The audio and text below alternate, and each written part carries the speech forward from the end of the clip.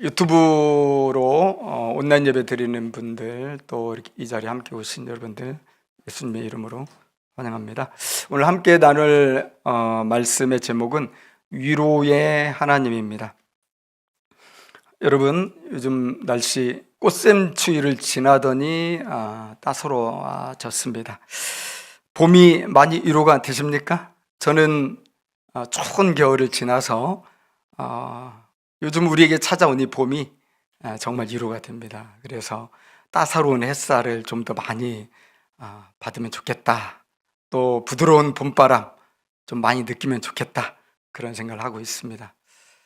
제가 자전거를 구입하게 되면 타고 나갈 생각을 하고 있는데 봄이 참 좋습니다. 참으로 이 봄을 주셔서 겨우내 얼어붙었던 대지들을 위로해 주시고 또 추위로 굳어지고 위축되었던 우리 마음을 풀어주시는 주님께 감사를 드리고 싶습니다. 여러분, 주님의 위로가 우리에게 느껴지면 느껴질수록 우리는 더 소망 가운데 앞으로 나아갈 수 있을 것이라고 믿습니다. 여러분, 다메섹이 유명하죠. 청년 이 바울이 예수님을 만난 그 현장입니다. 거기서 예수님을 만나고 사도 바울이 평생에 정말 깨달을 수 없었고 누릴 수 없었던 하나님의 놀라운 은혜와 하나님의 놀라운 사랑을 경험했어요. 그리고 그 은혜가 너무 커서 어떻게 하면 이 아름다운 복음, 이 생명의 복음을 더 멀리 전할 수 있을까? 해외 선교사로 부름받아서 온 아시아와 유럽을 다니게 됐습니다. 그런데 우리가 봤던 것처럼 부르심에 순종하며 나갔는데 얼마나 많은 어려운 일이 계속 되었습니까?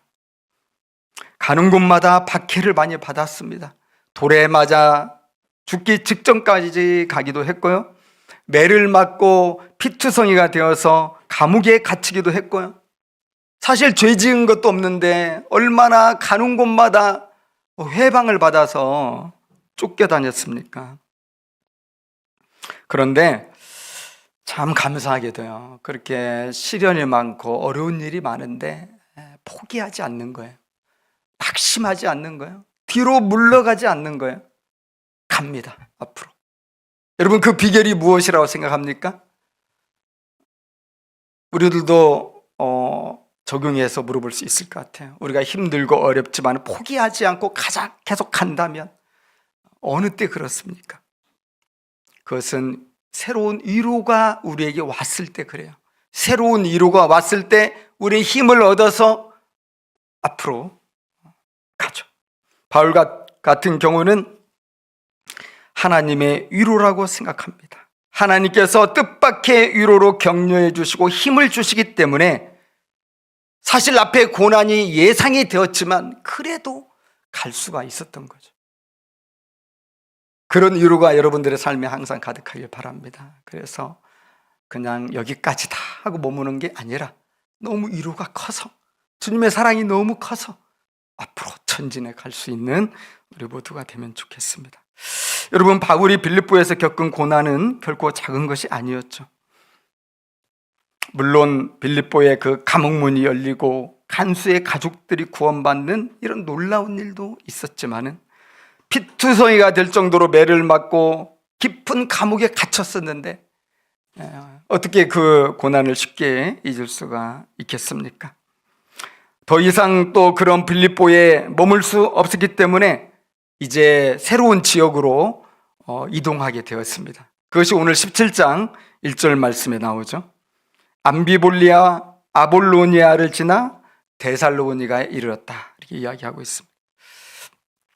우리 지도를 한번 띄워주시면 이곳이 어느 곳인가 알 수 있을 텐데요. 왜 바울이 빌립보에서 이 두 도시는 그냥 지나치고 데살로니가에 가서 머물렀을까? 혹시 이유 아십니까? 하나님의 말씀에는 그것까지는 기록되어 있지 않습니다. 그런데 한 가지 확실한 게 있죠. 그것은 성령의 인도함을 받고 있다는 거죠. 여러분, 지도에서 확인하는 것처럼 이 네아폴리에서부터 저 브룬두시움 로마 방향 서쪽에 있죠. 거기까지 실선으로 표시된 것이 있는데 로마 황제가 만든 아주 유명한 도로입니다. 이그나티우스 도로라고 하는데 오늘날 고속도로라고 생각하면 돼요. 그래서 돌로 만든 이런 도로거든요. 그 대로를 따라서 지금 선교 여행을 하고 있고요. 그 주변에 있는 도시들을 다니는 거예요.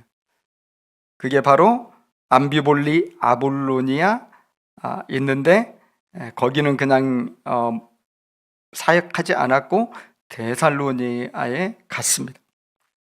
네, 내려주시기 바랍니다. 아까 말씀드린 것처럼 자신의 계획이 아니었어요. 여러분, 원래 바울은 되게 주도 면밀한 사람이고요. 분명한 내가 이렇게 하리라 하는 치밀한 계획을 세우고 아주 무수의 뿔처럼 그냥 자기의 목표를 이루는 이것이 그의 어떤 성품이죠. 그런데 언제부터 변화됐습니까? 마케도니아 환상을 본 후부터는 이게 내 계획대로 되는 게 아니구나. 여러분들 그거 많이 깨닫지 않습니까? 내가 아무리 최선을 다하고 내가 많은 조언을 받아서 플랜을 세웠지만 내 뜻대로 안 된다는 걸 경험하잖아요. 바울이 그걸 경험했어요. 그래서 성령께 순종해서 배 타고 유럽 선교를 시작하고 빌립보로 왔잖아요. 그때부터 바울의 이 선교는 계획을 따로 세우지 않는 선교였어요. 성령께서 인도하시는 대로 성령님께 초집중하면서 그분이 환경을 통해서 또 사람들을 통해서 또는 새로운 어떤 말씀을 통해서 어떻게 역사하시는가, 이것이 항상 포커스였죠. 그래서 바울이 바뀌었습니다. 암비볼리는 빌립보에서 약 53km 정도 떨어져 있고요. 데살로니가는 이 아볼로니아에서 약 64km 이렇게 떨어져 있으니까 100km가 훨씬 넘는 그런 도시라고 할 수 있겠죠. 이 데살로니가를 잠시 좀 생각해 보려고 합니다. 마케도니아 그 대륙의 수도였고 아주 발전된 도시죠. 그래서 당시에 로마의 정치가이고 또 철학자로 잘 알려진 사람이 있어요. 여러분들도 아실 텐데 키케로가 그런 말을 했습니다. 우리 영토의 심장부다. 이 데살로니가가 얼마나 대단한 도시인지 알 수 있겠죠. 많은 사람들이 모여드는 곳이었고 또 엄청난 헬라 그리스 문화로 아주 풍요로운 그런 곳이었고, 그러다 보니까 유대인들도 그곳에 많이 와서 살게 되는 거죠. 유대인들 오면 항상 회당을 줬기 때문에 회당도 많았습니다. 바로 그런 데살로니가로 성령께서 인도하신 건데, 성령께서 왜 암비볼리나 아볼로니아가 아니라 데살로니가였을까? 우린 잘 몰라요. 그런데 성경을 읽어보니까 이제 알겠더라고요. 여러분 2절부터 4절까지 우리가 확인이 되죠? 자, 새 안식일, 3주에 걸쳐서 회당에 들어가 연속 강론을 했는데 거기서 무슨 메시지를 전했다고 했습니까? 3절에 보니까 다른 메시지 전한 게 아니에요. 십자가에 죽었고 사흘 만에 부활하신 예수가 구약의 위대한 선지자들을 통해 예언했던 바로 그 기름 부음 받은 자 그리스도다, 메시아다, 이것을 증거했죠. 사실 이렇게 바울이 전하는 메시지는 그 당시에 듣도 보도 못한 너무 이상한 사실은 내용이었고, 심지어 그 당시 대중적으로 유행하고 많은 사람들이 열광하는 어떤 철학적인 이런 강연도 아니었고, 또 수사학적인 많은 이 언어들을 동원한 화려한 강연도 아니었고, 웅변도 아니었어. 그들이 미련하게 생각하기 쉬운 예수님의 십자가와 부활의 메시지를 전했죠. 그런데 사실 환영받을 만한 메시지가 아닌데, 그렇게 전했을 때 여러분 어떤 일이 일어났습니까? 경건한 헬라인의 큰 무리와 적지 않은 귀부인이 그 말씀을 받았다. 그리고 바울과 실라를 따랐다. 놀라운 일이 부흥이 일어난 거죠. 여러분, 경건한 헬라인은 아시죠? 경건한 헬라인은 앞에 왜 경건이 붙었습니까? 그들은 유대교에 의해서 전도받은 사람들이고, 그래서 헬라인임에도 불구하고 유대교 회당에 가서 예배하던 사람들이니까 아직 유대교 정식 그 할례 받고 유대인은 안 됐지만은 유대교에 대한 굉장한 관심을 갖고 여호와께 대한 이 어느 정도 신앙도 가지고 있었던 헬라인인데 경건한 헬라인이죠.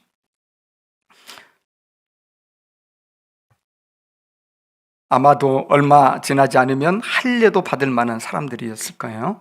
그런데 사도 바울과 실라와 그 일행이 전한 메시지를 듣고는 사람이 바뀐 거니까, 말하면 이것은 종교를 바꾼 거거든요. 유대교에서 기독교로. 좀 사실 충격적인 일이 일어난 거죠. 그리고 사회적으로 신분이 높은 귀부인들도 예수를 영접했어요. 저는 이것을 보면서 정말 이 바울 일행이 정말 큰 위로를 받았겠다 생각을 했습니다. 여러분, 빌립보에서 죽을 고생하면서 쫓기다시피 겨우 데살로니가로 왔고 거기서 복음을 전했는데 여호와의 선하심을 맛보아 알았잖아요. 이렇게 주님이 우리를 복 주시려고, 이런 큰 열매 거두시게 하시려고 이곳으로 인도하셨구나, 이제 깨닫게 되니까 여러분, 그게 얼마나 큰 위로가 되었겠어요. 여러분, 우리가 위로받고 힘을 얻을 때는 언제입니까?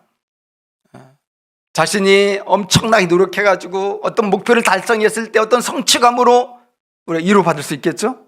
요즘은 참 성취감 느끼기도 힘든 시대니까 노력한다고 되는 것도 아니고, 그런데 좀 노력했는데 내가 심었는데 그냥 열매가 나왔어. 되게 위로가 되겠죠. 그럴지라도 내가 수고한 것에 비해서 하나님이 주시는 열매는 너무 풍성하다고 하지 않습니까? 하나를 심었는데 30배, 60배, 100배가 맺히는 거예요. 여러분, 하나님이 주신 은혜는 그렇게 풍성한 열매인데 이 데살로니가에 와서 그런 은혜를 받은 겁니다. 새 안식일 동안 이 바울에게 일어난 일이 어떤 일이었는지 데살로니가전서 1장 5절에서 7절에 보면 잘 나와 있어요. 그러니까 나중에 사도 바울이 데살로니가 성도들에게 편지를 쓸 때 사실 그때 이런 일이 있었다 하고 이야기하는 거죠. 이는 우리 복음이 너희에게 말로만 이룬 것이 아니라 또한 능력과 성령과 큰 확신으로 된 것이라. 또 너희는 많은 환난 가운데서 성령의 기쁨으로 말씀을 받아 우리와 주를 본받은 자가 되었다. 그러니까 바울이 복음을 있는 그대로 증거했을 뿐인데 그 당시 막 센세를 일으키는 어떤 웅변수리나 수사학을 사용한 것도 아닌데 성령의 능력이 나타났다는 것. 주님이 그것을 너무나 기뻐하셔가지고 그곳에 모인 유대교 신자들, 그것도 경건한 헬라인들, 그리고 사회적 지위가 높은 기부인들이 주님께 돌아왔어. 성령의 능력으로 된 것이다. 내 지식과 내 노력과 내 힘으로 이룬 것이 아니라 성령 하나님께서 권능으로 행하신 이것을 바울이 여러분 깨달았을 때, 그때 바울이 얼마나 기쁘고 얼마나 감격하고 얼마나 큰 위로를 받았겠습니까? 정말 가슴이 벅차오르고 마음이 뜨거워졌을 것 같아요. 여러분, 이 어려운 시대에 예수를 믿고 믿음으로 살고자 하는 우리 성도들은 다 좁은 길을 가고 계시잖아요. 이 좁은 길을 믿음으로 걸어갈 때 이런 위로가 사실은 필요합니다. 우리가 위로받으면 우리가 나갈 수가 없어요. 그런데 우리 주 성령께서는 우리를 위로하시는 것을 기뻐하시는 분이거든요. 우리 성도님들에게 이런 위로가 항상 있기를 바랍니다. 여러분, 이런 놀라운 은혜의 사건이 데살로니가에 있는 유대인들에게는 반대의 결과를 가져왔는데, 그들이 분노하게 되고 자기들의 이 해로운 당한 거에 대한 복수 하고 싶어하는 그런 사건이 되었습니다.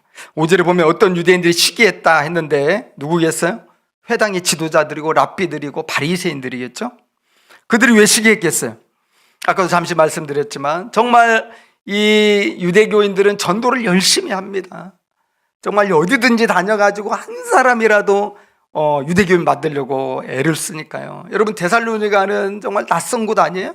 근데 그곳에서 정말 열심히 얼마나 수고하고 헌신했으면 헬라인들이 와서 회당에서 여호와의 그런 신앙을 가질 수가 있었겠어요. 그러니까 오랫동안 애를 쓰고 오랫동안 기도하고 오랫동안 율법을 가르치고 장로의 유전을 가르치고 그렇게 해서 이제 조금만 지나면 할례도 받고 진짜 유대인 신자가 될 이런 어떻게 보면 그런 상황인데 갑자기 바울과 실라라는 사람이 나타나가지고 예수가 뭐 하나님이다? 메시아다? 전할 때 그냥 그들이 뒤집어지고 예수를 믿어버리니까 그들 입장에서 여러분 생각해 보세요. 그냥 갑자기 강도떼가 들여닥쳐가지고 내 양떼들을 다 뺏어가는 것 같은 엄청난 박탈감과 큰 회로움 느끼지 않았겠습니까? 그래서 이 저작거리에 있는 불량매에 동원해가지고 거기서 이제 바울 일행을 제거하려고 했어요. 이 저자는 그 당시 시장 광장인데 아고라라는 그런 말입니다. 사실 옛날이나 지금이나 뭐 시장터는 항상 현금이 오고 가고 그러잖아요. 장사하는 분들이 이렇게 많이 있고 그런 곳에 항상 누가 있어요? 불량배들이 있고 오늘날엔 조폭들이 다 개입해 있고 그런데 그들을 이 유대인들이 아마 돈을 주고 동원을 했을 거라고 봅니다. 그래서 6절에 보면은 야손의 집에 쳐들어갔다. 야손의 집이 여러분 어떤 곳일까요? 야손은 그 여호수아에서 나온 이런 말로 보거든요. 그가 유대인인지 헬라인인지는 명확하지는 않지만은 야손의 집에 그들이 쳐들어갔다는 것은 야손의 집이 루디아의 집처럼 그렇게 데살로니가에서 믿는 자들의 공동체가 되었다는 걸 의미하고 이곳이 벌써 데살로니가 교회처럼 데살로니가에서 예수 믿은 사람들이 이제 예배 드려야 되잖아요. 이게 야손이 자기 집을 내놓은 거죠. 그래서 거기에서 모여 예배 드리고 바울과 실라도 그곳에서 함께 거하고 있었다는 걸 알 수가 있죠. 이 첩보를 유대인들이 딱 입수하고 그냥 쳐들어가서 끝장내려고 했는데 다행히 그들이 온다는 것도 알고 바울과 실라는 이제 피신을 간 상태였고 그러나 이 야손과 또 형제들이 이제 대신 붙잡혀 가게 됐어요. 그렇지만은 읍장들은 그 당시 그 자치 행정관들이었는데 그들이 보석금을 내주고 석방했다고 그랬어요. 그러니까 아무리 뒤져봐도 이 유대인들이 고소할 때 뭐 가이사를 반역했다, 쿠데타 세력이다, 예수가 왕이라고 한다 이렇게 했지만은 증거가 없잖아요.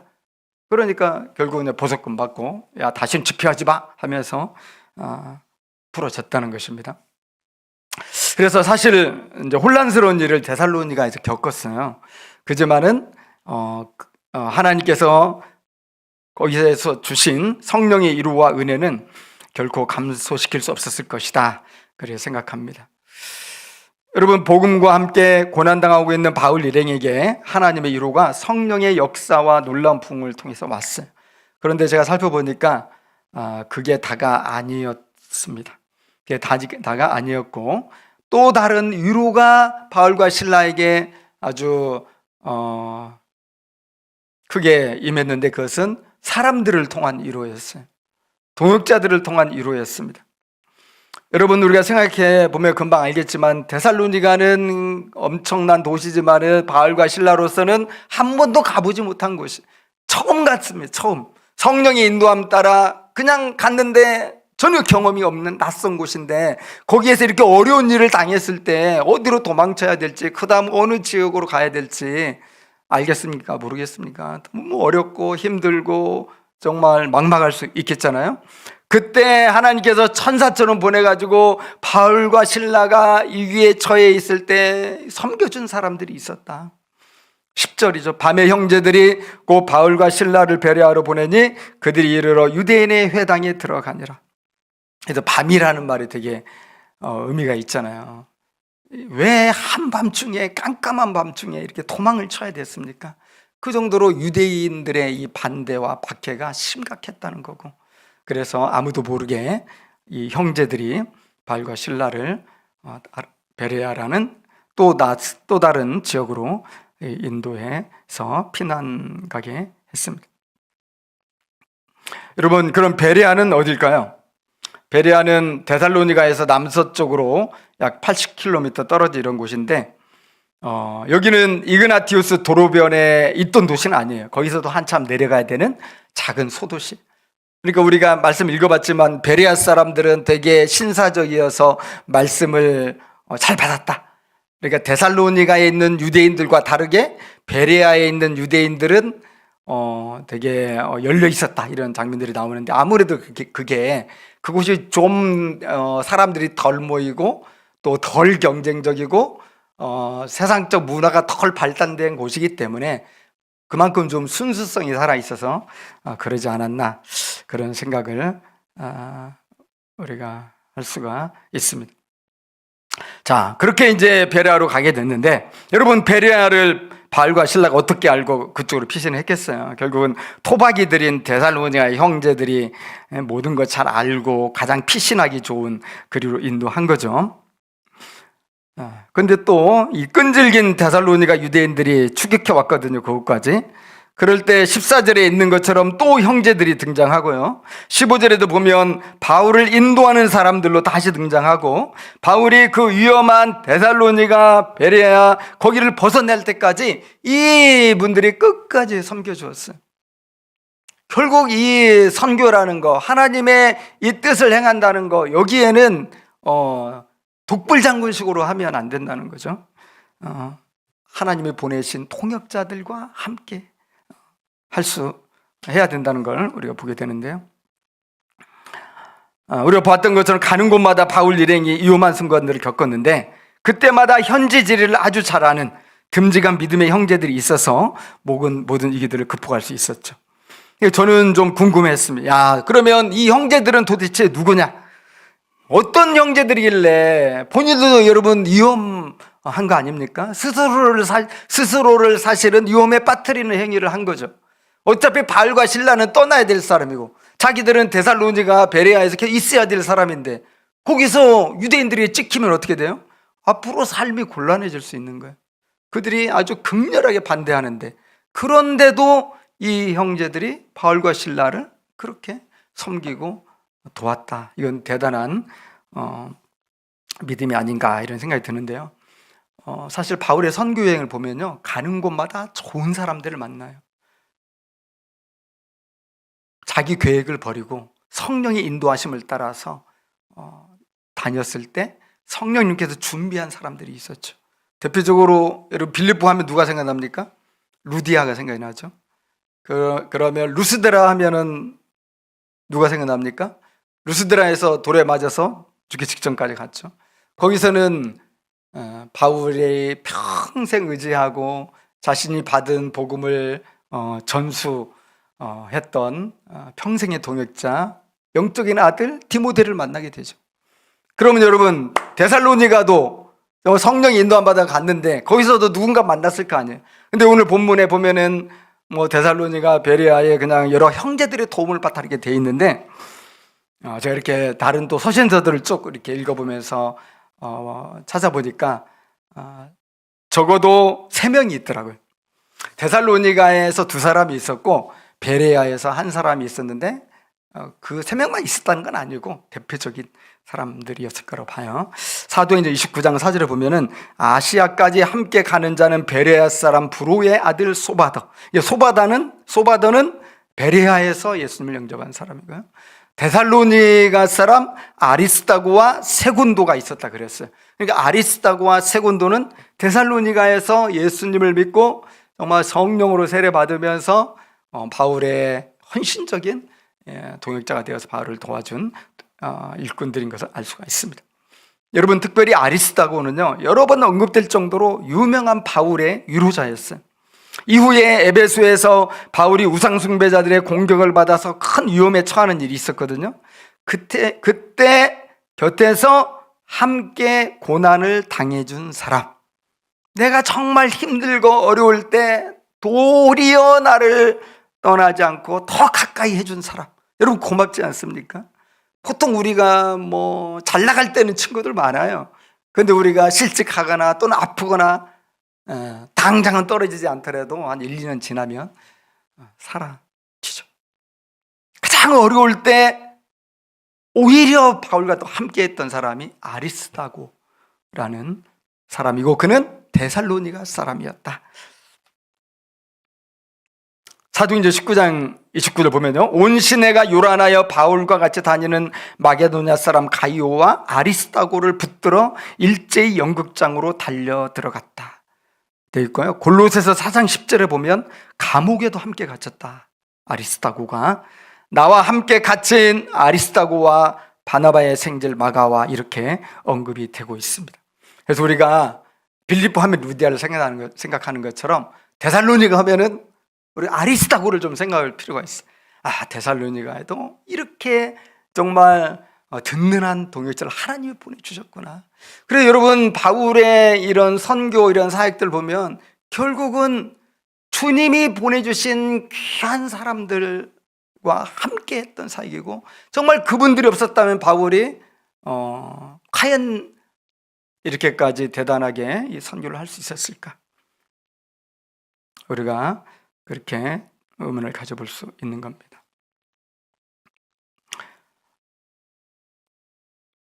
여러분, 사람의 위로를 어떻게 생각하십니까? 어떤 분들은 나는 사람의 위로 필요하지 않다. 나는 정말 주님만 계시면 된다. 주님 한 분만 있으면 나는 사람들 필요 없다. 물론 그럴 수도 있다고 봐요. 믿음의 높은 경지에 올라가면 누가 뭐라고 그래도 하나님 은혜 안에서 머물 때 그런 고백할 수도 있다고 보지만요, 그러나 성경에서는 뭐라고 합니까? 하나님의 말씀에서는요, 사람의 위로가 필요하다고 그래요. 우리는 다 여러분 연약한 사람들 아닙니까? 피와 살을 가진, 때로는 외로움을 느끼기도 하고, 때로는 가난에 처해지기도 하고, 때로는 버림받기도 하고, 아프기도 하고, 사람의 위로가 필요하죠. 바울이 먼 훗날까지 데살로니가에서 받은 위로를 잊지 못하는 거예요. 데살로니가 전서 그 편지를 쓸 때 그것도 언급을 하죠. 데살로니가 전서 3장 7절, 형제들아, 우리가 모든 궁핍과 환난 가운데서 너희 믿음으로 말미암아 너희에게 위로를 받았노라.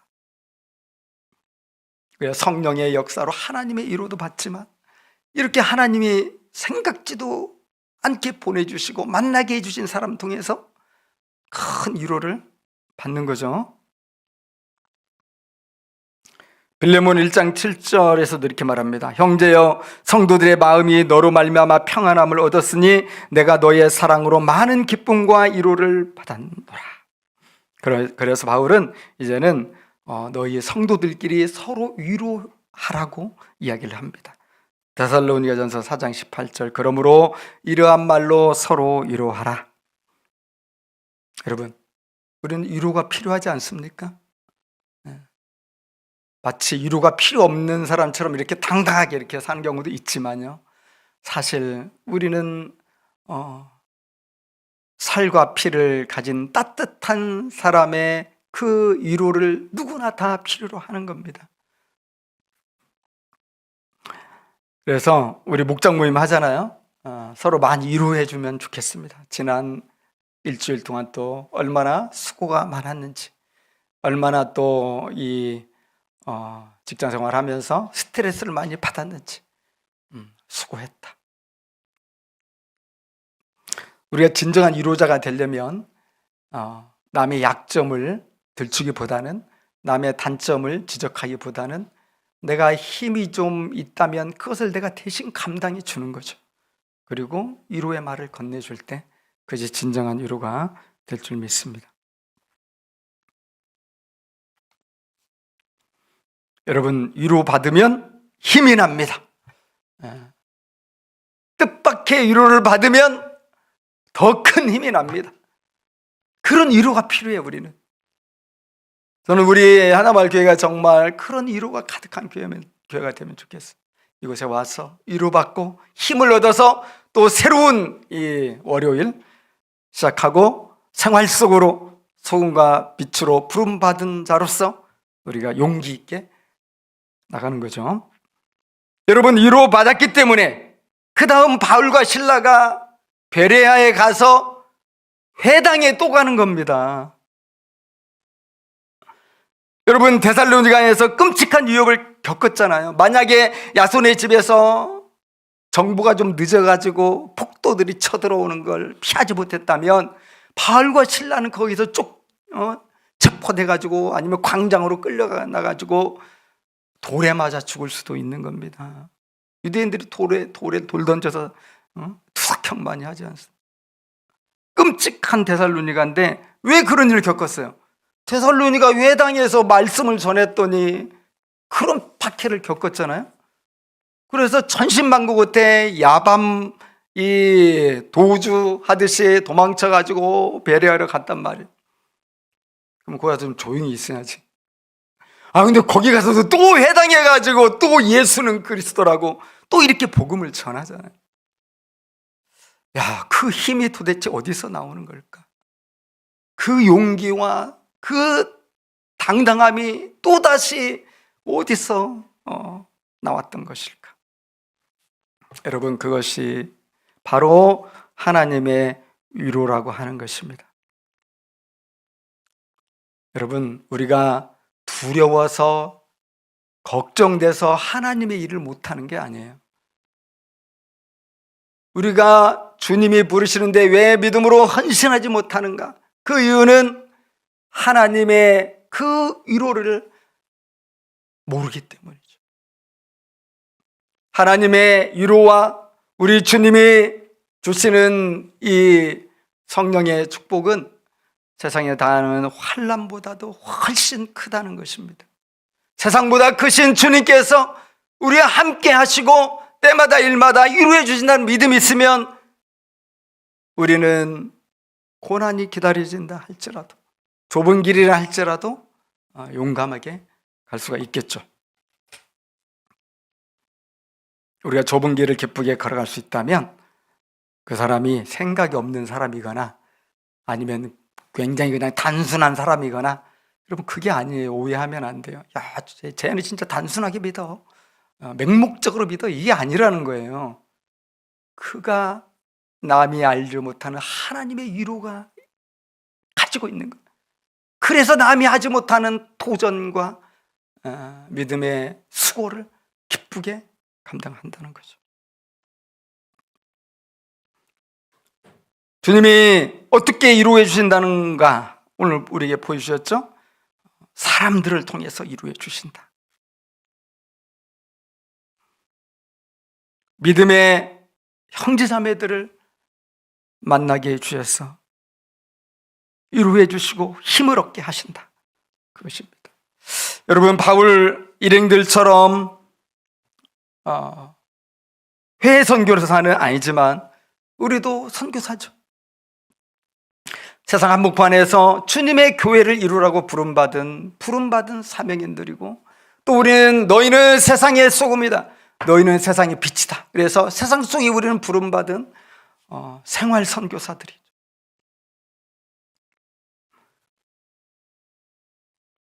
제가 드리고 싶은 질문은, 어떻게 여러분 이 길을 걷게 되었습니까? 어떻게 우리는 여기까지 와 있습니까? 우리 각자가 다 다르겠지만 예수를 만났던 그 뜨거운 은혜의 경험, 정말 그 무엇으로도 느낄 수 없었던 하나님이 주시는 평강, 구원의 기쁨, 이게 우리 다 있었잖아요. 그때 여러분 언제였어요?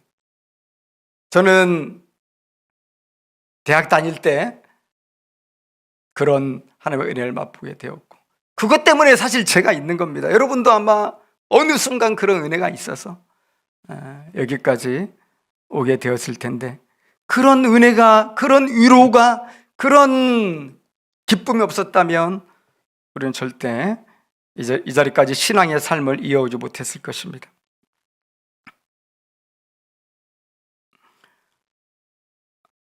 하나님의 위로를 받았던 바울이 그 위로에 힘입어 다시 도전을 이어갔듯이 우리도 주님의 위로에 힘입어 믿음의 선한 싸움을 싸우면서 계속해서 가는 것입니다. 여러분, 우리가 생명을 다할 때까지 부름받은 성도의 삶을 바르게 살려고 한다면 하나의 사이클을 가져야 됩니다. 첫 번째로는 하나님의 위로입니다. 하나님의 위로가 가장 먼저입니다. 하나님이 주시는 성령의 기쁨이 가장 먼저입니다. 그 다음에는 믿음으로 앞으로 나아가는 전진입니다. 그러면 반드시 시련과 박해와 시련과 어려움들이 있을 수 있습니다. 그러면 거기에는 또 하나님의 위로가 찾아옵니다. 더 큰 하나님의 위로가 찾아오죠. 그러면 우리는 다시 믿음으로 전진하는 것이고, 전진하면 또 시험과 환란이 오고 박해가 옵니다. 그럼 그곳에 더더 큰 하나님의 위로가 오고요. 이것이 우리 인생의 사이클처럼 성령의 선순환으로 계속 돌아가야 돼요. 이 중간에 우리가 멈추거나 그것이 오랫동안 가게 될 때 우리는 주님의 나라를 위해서 주님이 약속하신 복을 누리는 차원에서 더 나갈 수가 있게 되는 거죠.